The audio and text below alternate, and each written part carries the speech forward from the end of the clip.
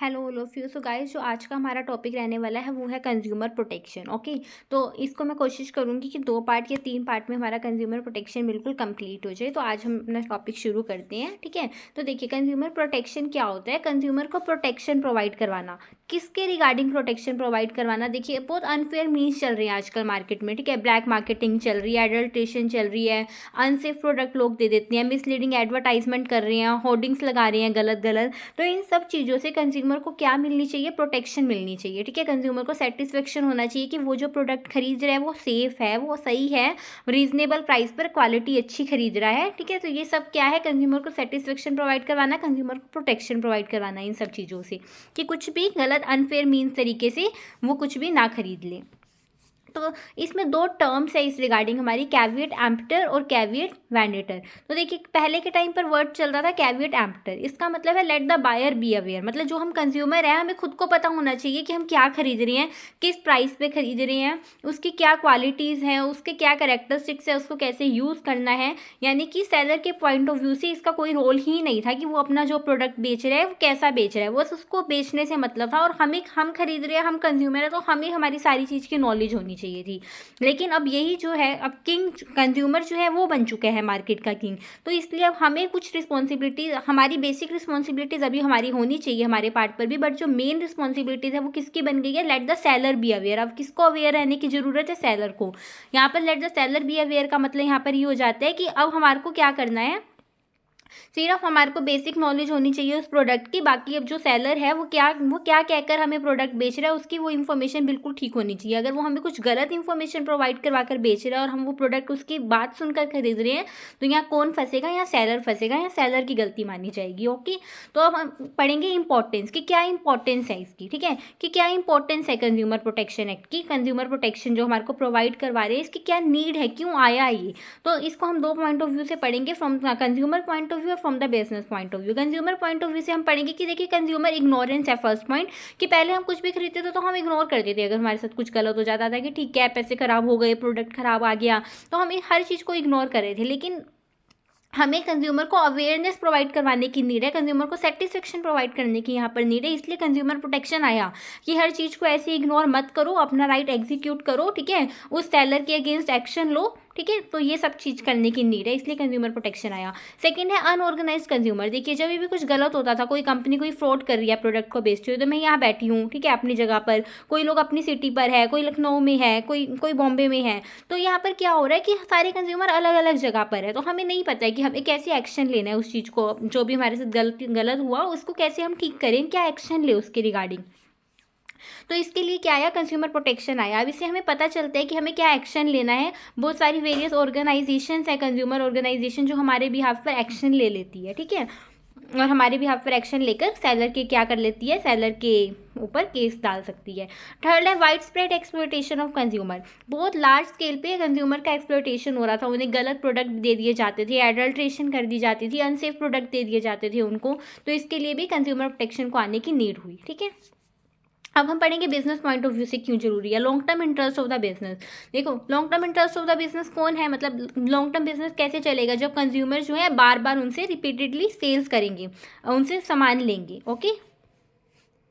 और वो क्यों लेंगे बार बार सामान उसी पर्टिकुलर सेलर से? क्योंकि जब हमें पता होगा कि ये पर्टिकुलर सेलर अच्छी क्वालिटी के गुड्स हमें रीजनेबल प्राइस पर दे रहा है, ठीक है, और हमारे साथ हमें सेटिस्फेक्शन प्रोवाइड करवा रहा है, ठीक है, हमारी आफ्टर सर्विसेज भी हमें प्रोवाइड करवा रहा है। तो long term interest of the business का यही है कि हमें कंज्यूमर को प्रोटेक्शन प्रोवाइड करवाओ, कंज्यूमर को सेटिस्फेक्शन प्रोवाइड करवाओ। Social responsibility. देखिए, बिजनेस की सोशल रिस्पॉन्सिबिलिटी बनती है कि वो गवर्नमेंट के, एम्प्लॉयज़ के, क्रेडिटर्स के, सेलर्स वो खुद ही हो गया, क्रेडिटर्स के, इन सब की सोशल रिस्पॉन्सिबिलिटी पूरी करे। और सबसे ज़्यादा मेन स्टेक होल्डर यहाँ पर कौन है? हम कंज्यूमर। तो हमें एक रीजनेबल प्राइस पर एक अच्छी क्वालिटी का गुड क्या करें? प्रोवाइड करवाए। थर्ड है मॉरल जस्टिफिकेशन। मॉरल जस्टिफिकेशन का यहाँ पर मतलब होता है खुद के सिद्धांत। हर किसी बिजनेस के खुद के सिद्धांत होते हैं, मॉरल वैल्यूज़ होती है कि हाँ, हमें कंज्यूमर को एक अच्छा प्रोडक्ट देना है, उन्हें सेटिस्फाई करना है, उन्हें खुश रखना है, ताकि वो बार बार हमसे प्रोडक्ट लेकर जाए, उन्हें प्रोटेक्शन प्रोवाइड करवानी है, उनके साथ कुछ भी गलत नहीं करना है। आफ्टर ऑल कंज्यूमर ही क्या है? मार्केट के किंग है। उसके बाद है गवर्नमेंट इंटरवेंशन की। देखिए अगर बार बार कोई जो कंपनी है, कोई बिजनेस है, गलत कर रहा है कंज्यूमर के साथ, तो गवर्नमेंट भी क्या करेगी, उस बिजनेस में इंटरफेरेंस करेगी, बार बार उन पर रूल्स रेगुलेशंस लगाएगी, उन्हें रेगुलेट करेगी। तो गवर्नमेंट को भी अपने बिजनेस से बाहर रखने के लिए, अपने बिजनेस से आउटसाइड में रखने के लिए कि बार बार गवर्नमेंट इंटरफेरेंस ना करे, तो इस चीज़ के लिए भी क्या करना पड़ेगा, गवर्नमेंट को, हम लोगों को, कंज्यूमर को प्रोटेक्शन प्रोवाइड करवानी पड़ेगी। जैसे हमने देखा था ना वो मैगी वाला एग्जाम्पल, कि मैगी में कुछ केमिकल्स थे जो हमारी हेल्थ के लिए अच्छे नहीं थे, तो गवर्नमेंट उसमें क्या कर गई थी, इंटरफेरेंस कर गई थी, बिल्कुल बैन वैन हो गई थी मैगी। तो ये क्या हो जाता है, फिर बहुत प्रॉब्लम हो जाती है इस केस में, अगर गवर्नमेंट कोई इंटरफेरेंस कर जाए किसी बिजनेस में। तो इसलिए उनको क्या करवानी चाहिए, पहले ही कंज्यूमर को खुश रखना चाहिए, उन्हें सेटिस्फाई रखना चाहिए। लास्ट हमारा पॉइंट आ जाता है business uses society resources. After all जो भी बिजनेस काम कर रहा है, वो रिसोर्सेज जो भी हैं, लेबर से ही काम ले रहा है, जो भी रिसोर्सेज यूज़ कर रहा है, वो किसकी है, वो सिर्फ बिजनेस की तो नहीं है ना, पूरी सोसाइटी की है। तो इसलिए भी गवर्नमेंट को हमारे को क्या इन रिटर्न उन्हें हमारे को प्रोटेक्शन प्रोवाइड करवानी चाहिए, हमारे इन्वायरमेंट का लार्ज स्केल पर ध्यान रखना चाहिए, ठीक है, सोसाइटी के रिसोर्सेज को अच्छे से यूज़ करना चाहिए, सबको सेटिस्फेक्शन प्रोवाइड करवानी चाहिए, ठीक है, अननेसेसरी ऑप्टिमम यूटिलाइजेशन करना चाहिए रिसोर्सेज का, क्योंकि सिर्फ रिसोर्सेज वो उनके नहीं है कि आफ्टर वो पूरे बेनिफिट पूरी सोसाइटी को मिलने चाहिए, ओवरऑल उसके बेनिफिट। ओके, तो अभी हम पढ़ेंगे कि क्या कंज्यूमर के पास राइट्स हैं। तो फर्स्ट राइट हमारा है right to safety. Right to safety का यहाँ पर मतलब हो जाता है कि जो भी हम कंज्यूमर जो गुड ले रहा है वो उस गुड्स में मतलब उसको क्या मिले, सेफ्टी मिले। तो उसके लिए जो हमने मार्क्स पढ़े हुए हैं ना, जैसे AG मार्क होता है ये रहा, ठीक है, फॉर एग्रीकल्चर गुड्स के लिए, ठीक है, ISI मार्क होता है इलेक्ट्रिकल अप्लाइंसेस के लिए। तो हमारी रिस्पॉन्सिबिलिटी है, ठीक है, कि हमें भी मार्क्स को देखकर ही वो प्रोडक्ट लेना चाहिए। FB होता है प्रोसेस्ड फूड प्रोडक्ट के लिए, ठीक है, और BIS होता है ज्वेलरी प्रोडक्ट के लिए, ये गोल्ड और सिल्वर में। उसके बाद ISI हो गया हमारा इलेक्ट्रिकल अप्लाइंसेस के लिए। तो हमें भी अपना जो है right to be, consumer has a right to be protected against goods and services which are hazardous to life and health. तो हमारे को भी ये प्रोडक्ट मार्क, मतलब ये प्रोडक्ट जो हमारे को है इसी अकॉर्डिंग मार्क को देखकर लेने चाहिए।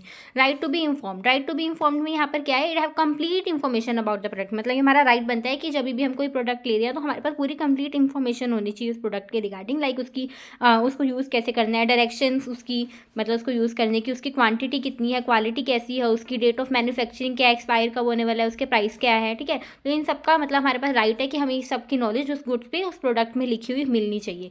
राइट टू बी अश्योर्ड या चूज, हमारे पास पूरा राइट है कि हम किसी भी प्रोडक्ट को, किसी भी मतलब प्रोडक्ट को चूज़ कर सकते हैं। जैसे अलग अलग ब्रांड्स के प्रोडक्ट होते हैं, तो consumer has freedom to access variety of product, कि अलग अलग प्रोडक्ट में से हमें कौन सा प्रोडक्ट करना है चूज़, वो हमारी रिस्पॉन्सिबिलिटी है। मतलब हम खुद अपनी मर्जी से लेंगे कि हमें कौन से ब्रांड का लेना है। सॉरी,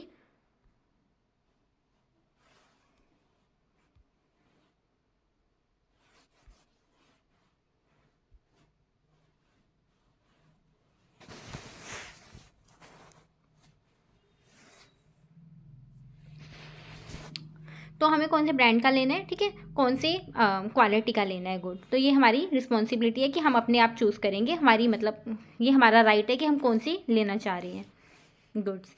नेक्स्ट पॉइंट हमारा पॉइंट आएगा right to be seek redressal. देखिए कि अगर हमारा कोई भी गुड खराब आ जाता है तो हमारे को राइट टू सीक रिड्रेसल का मतलब यहाँ पर है कि वो जो हमारा प्रोडक्ट है जो खराब आ जाता है उससे हमारे को जो भी लॉस हुआ तो या तो कंपनी उसको कॉम्पेंसेट करे, ठीक है, या तो हमें उस गुड्स का डिफेक्ट निकाल कर हमें वो दे या फिर रिप्लेस करके दे गुड्स को। मतलब किसी भी तरीके से जो हमारे को लॉस है वो हमारे को कंप्लीट क्या करके दे, कॉम्पेंसेट कर दे हमारी कंपनी, मतलब उस प्रोडक्ट का सेलर। तो कंज्यूमर है right to get relief against unfair trade practice, जो भी उनके अनफेयर ट्रेड प्रैक्टिसेस हुई है उनके लिए, उनके साथ, इन केस द प्रोडक्ट और सर्विस जो है falls short of his expectation. मतलब जो हम एक्सपेक्ट कर रहे थे अगर हमें वैसी सेटिस्फेक्शन नहीं मिलती तो अब जो प्रोडक्ट है, जो सेलर है, वो क्या करेगा, उस प्रोडक्ट को या तो रीसेल रिप्लेस कर दे उस चीज़ को, या फिर रिमूवल ऑफ डिफेक्ट, या फिर उसका डिफेक्ट रिमूव करके दे, या फिर हमें उसके लॉस जो भी हुआ है उससे कॉम्पेंसेशन उसका पे करे। राइट टू बी हर्ड, ठीक है, राइट टू बी हर्ड का मतलब यहाँ पर ये है कि अगर हमारे साथ कुछ गलत हुआ है तो हम उनके रिगार्डिंग क्या कर सकते हैं, केस कर सकते हैं, या फिर कंपनी में ही शिकायत उसकी दर्ज करवा सकते हैं। जैसे होता है ना, कुछ ऑनलाइन प्रोडक्ट मंगवाते हैं मिंत्रा फ्लिपकार्ट से और वो सही नहीं आता प्रोडक्ट, तो हम कंप्लेंट फाइल कर देते हैं। तो right to file a complaint and to be heard in case of dissatisfaction with the goods and services. अगर हम उस गुड्स एंड सर्विसेज से डिससेटिस्फाइड हैं तो हमें क्या होगा, मतलब हमें सुना जाएगा, ठीक है, हमारी प्रॉब्लम्स को सुना जाएगा। लास्ट राइट है हमारा right to consumer education. Right to consumer education में यहाँ पर ये हो जाता है consumer has a right to acquire knowledge, हमें पूरी नॉलेज होनी चाहिए, हमारा पूरा राइट है कि हमारे को मार्केट की नॉलेज होनी चाहिए and to be well informed consumer throughout the life. और पूरे लाइफ में हमें मतलब थ्रू आउट द लाइफ हमें उस चीज़ के रिगार्डिंग क्या रहना है, उस प्रोडक्ट के रिगार्डिंग हमें इन्फॉर्मेशन होनी चाहिए, नॉलेज होनी चाहिए कि मार्केट में क्या चल रहा है। जैसे ये जागो ग्राहक जागो हमने ये स्लोगन सुना है, ठीक है, तो इस रिगार्डिंग हमें जो भी हमारे राइट्स हैं वो हमें पता होने चाहिए, उन्हें एग्जीक्यूट कैसे करना है, कौन सा गुड्स किस क्वालिटी का लेना है, ये सारी नॉलेज भी हमें होनी चाहिए। ओके, तो आई होप आपको ये क्लियर हुआ होगा। नेक्स्ट वीडियो में हम इसके बढ़ेंगे ज्यूडिशरी वाला कंसेप्ट, ठीक है, रिडेसल ज्यूडिशरी। उसके बाद हम आगे देखेंगे, अगर कोई छोटे छोटे टॉपिक और भी रह गए होंगे तो हम वो करेंगे। Okay, thank you so much.